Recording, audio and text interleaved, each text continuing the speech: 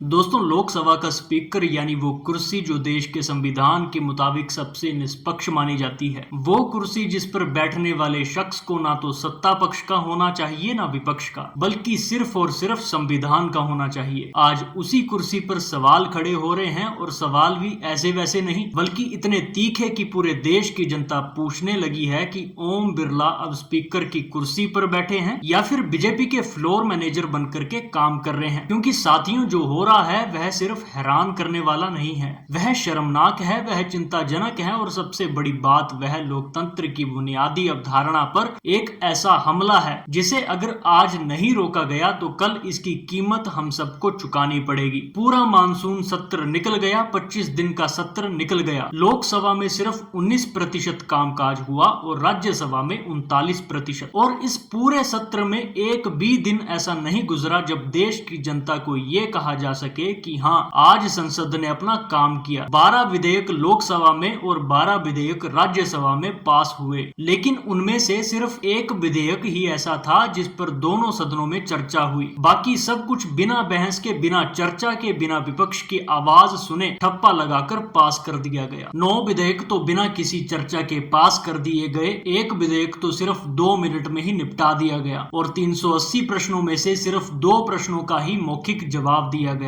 ये आंकड़े खुद बता रहे हैं कि हमारी संसद किस दिशा में जा रही है। और अब सवाल ये है कि इसका जिम्मेदार कौन है? क्या सिर्फ विपक्ष जिम्मेदार है जैसा कि सरकार बार बार कह रही है, या फिर इसमें उस स्पीकर की भी बराबर की जिम्मेदारी है जो सदन चलाने के लिए बैठा है, जो नियम कायदों के मुताबिक कार्रवाई सुनिश्चित करने के लिए बैठा है, जो निष्पक्षता से हर पक्ष को सुनने के लिए बैठा है? ओम बिरला जी, आपसे पूछा जा रहा है कि जब आप कुर्सी पर बैठे थे और सदन में हंगामा हो रहा था तो आपने विपक्ष की मांगों को क्यों नहीं सुना? आपने सरकार पर दबाव क्यों नहीं बनाया कि वह चर्चा के लिए तैयार हो? आपने वो पहल क्यों नहीं की जो एक निष्पक्ष स्पीकर से अपेक्षित होती है? लेकिन असली मुद्दा तो अब आता है साथियों, और वह मुद्दा है टीएमसी के 20 बागी सांसदों की अयोग्यता का। ये मामला अब देश की राजनीति का सबसे बड़ा मुद्दा बनने जा रहा है और इसमें ओम बिरला जी की भूमिका पर सबसे बड़े सवाल खड़े हो रहे हैं। पूरी कहानी क्या है पहले वह समझ लीजिए। पश्चिम बंगाल में 2026 के विधानसभा चुनाव के बाद ममता बनर्जी की टीएमसी को झटका लगा और उसी झटके के बाद पार्टी के 28 लोकसभा सांसदों में से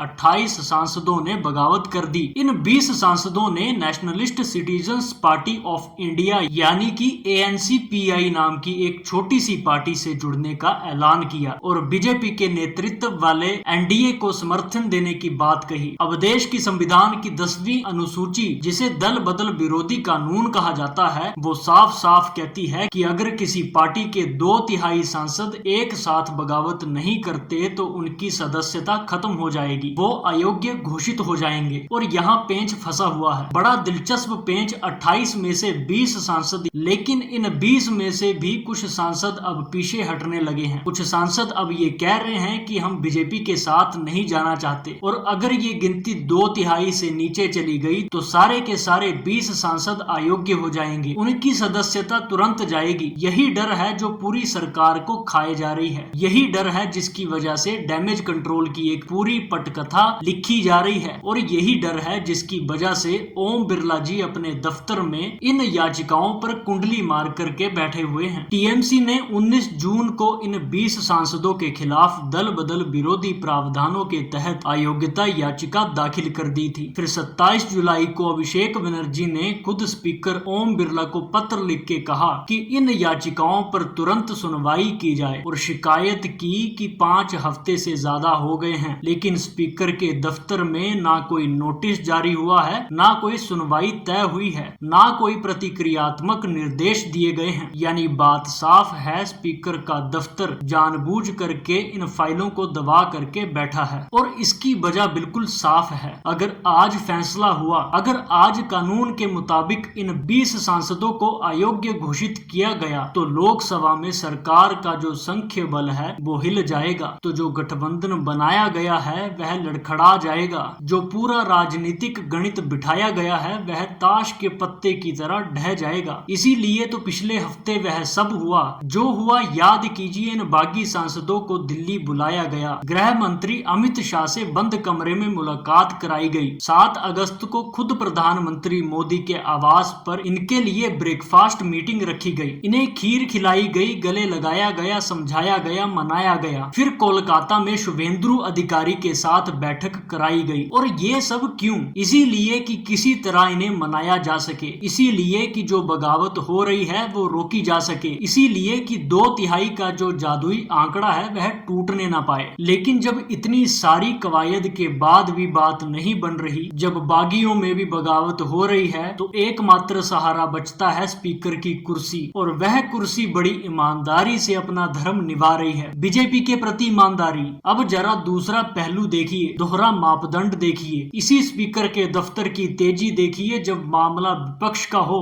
जब कांग्रेस, टीएमसी, डीएमके, एसपी और दूसरी विपक्ष पार्टियों के 146 सांसदों को निलंबित करना था, तो कैसी बिजली की रफ्तार से आदेश जारी हुए थे, कैसे मिनटों में फैसले आ गए, तरीके से बिना किसी हिचकिचाहट के विपक्ष की आवाज बंद कर दी गई थी। जब राहुल गांधी की सदस्यता जानी थी तो 24 घंटे के अंदर नोटिफिकेशन निकल गया। जब विपक्षी सांसदों पर कार्रवाई की बात आती है तो ओम बिरला जी की कलम गजब की तेजी आ जाती है। विपक्षी की बात आती है, विपक्षी सांसदों पर कार्रवाई की बात आती है तो ओम बिरला जी की कलम में गजब की तेजी आ जाती है, स्याही बहती चली जाती है। लेकिन जब सत्ता पक्ष के फायदे वाले बागी सांसदों की बात आती है तो वही कलम अचानक जाम हो जाती है, वही स्याही सूख जाती है, वही सचिवालय जो मिनटों में काम करता था वही महीनों तक फाइलों को दबाकर बैठ जाता है। ये दोहरा मापदंड है। क्या इसीलिए संविधान लिखा गया था? क्या डॉक्टर अंबेडकर ने विधानसभा में इसीलिए घंटों बहस की थी? क्या हमारे संविधान निर्माताओं ने स्पीकर की कुर्सी को इसीलिए इतनी ऊंचाई दी थी कि वो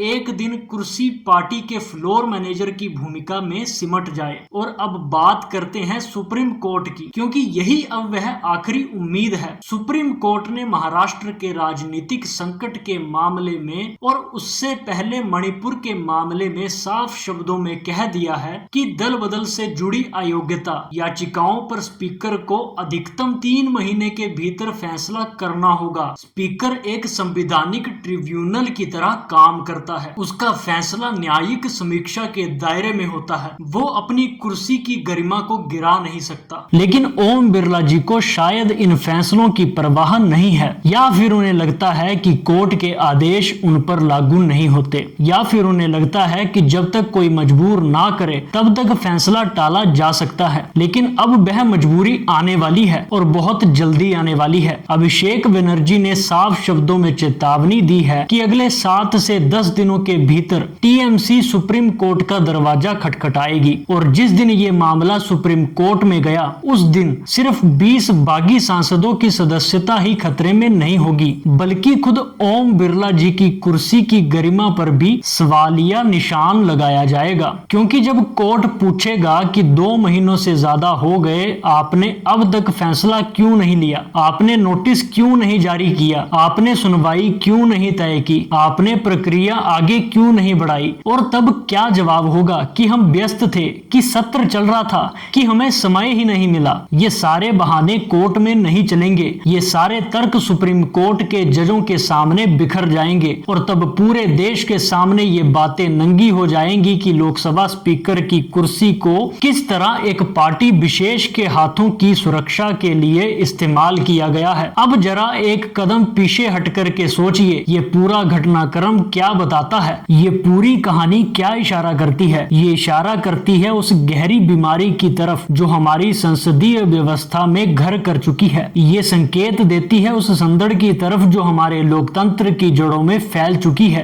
एक तरफ मानसून सत्र चला जिसमें कोई गंभीर बहस नहीं हुई, प्रधानमंत्री और गृह मंत्री एक बार भी सदन में जवाब देने नहीं आए, विपक्ष की मांगों को ठुकराया गया, चर्चा से भगाया गया, और दूसरी तरफ स्पीकर के दफ्तर में वह फाइलें दबा करके रखी गई जिन पर कानूनी तौर पर तुरंत कार्रवाई होनी चाहिए थी। यानी संसद के अंदर सरकार जवाब देने से बच रही है और स्पीकर का दफ्तर सत्ता के गणित को बचाने में लगा हुआ है। ये दोनों चीजें अलग अलग नहीं हैं। ये एक ही सिक्के के दो पहलू हैं, ये एक ही रणनीति के दो हिस्से हैं। और सबसे तकलीफ दे बात यह है कि इस पूरे खेल में सबसे बड़ा नुकसान उस जनता का हो रहा है जिसने अपने वोट से इन सांसदों को चुना था। बंगाल की जनता ने टीएमसी के चुनाव चिन्ह पर वोट देकर इन 20 सांसदों को दिल्ली भेजा था, इस उम्मीद में कि वह ममता बनर्जी की पार्टी प्रतिनिधि के तौर पर संसद में अपनी बात रखेंगे, इस भरोसे पर कि वह टीएमसी की नीतियों को आगे बढ़ाएंगे। लेकिन आज वही सांसद बीजेपी के दरबार में हाजिरी लगा रहे हैं, गृह मंत्री से बंद कमरे में मुलाकात कर रहे हैं, प्रधानमंत्री के आवास पर खीर खा रहे हैं और सत्ता पक्ष की तालियों में शामिल हैं। क्या ये जनता के साथ धोखा नहीं है? क्या ये उन करोड़ों वोटरों के साथ बेईमानी नहीं है जिन्होंने चिलचिलाती धूप में लाइन लगा के वोट डाला था? और सबसे बड़ी बात यह है कि उस चुनाव आयोग के साथ भी मजाक हो रहा है जिसने चुनाव चिन्ह के आधार पर इनको सांसद घोषित किया था।